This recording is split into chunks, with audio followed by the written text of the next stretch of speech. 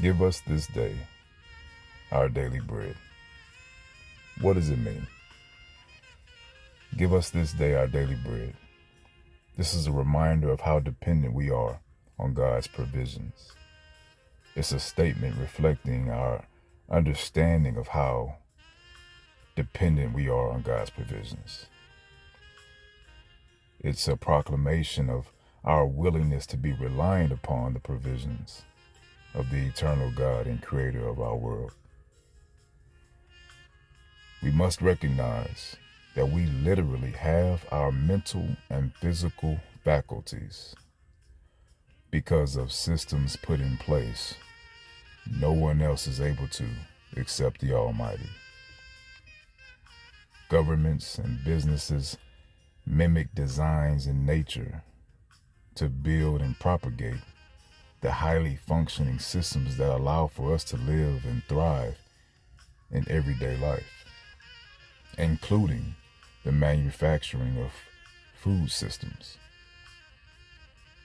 Just to drive the natural point a little further, some say we don't live in a farming or agricultural society like in the ancient times, though I slightly beg to differ.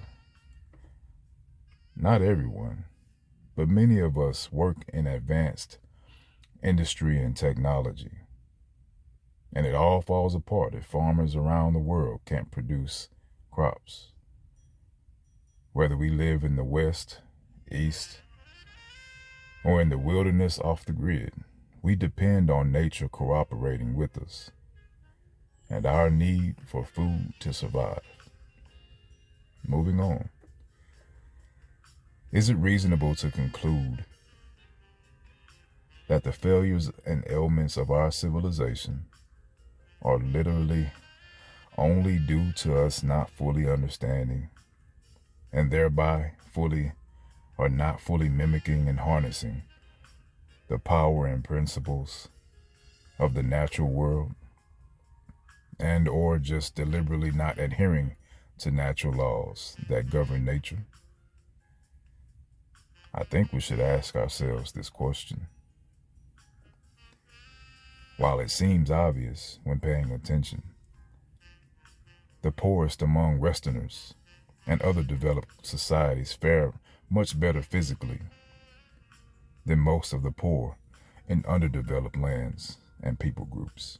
In fact, most of the poor in developed countries may only go hungry a few days of the year, but very few are starving, and many may even be considered obese by some reasonable standards.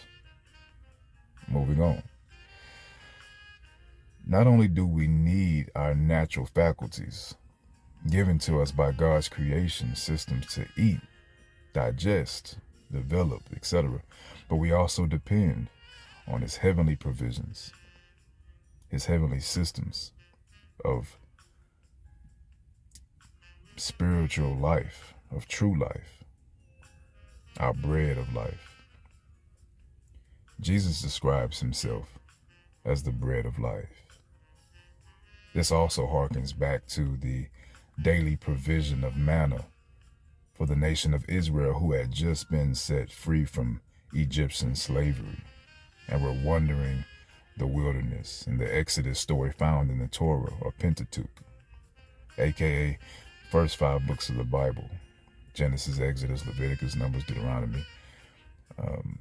While in the wilderness, they relied on God to provide a daily source of food called manna.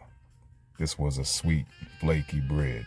In fact, when some tried to collect more than what they needed for the day, they would find it spoiled rotten the next day. So they literally, some willingly and some unwillingly, literally depended on God's daily provision of this manna bread.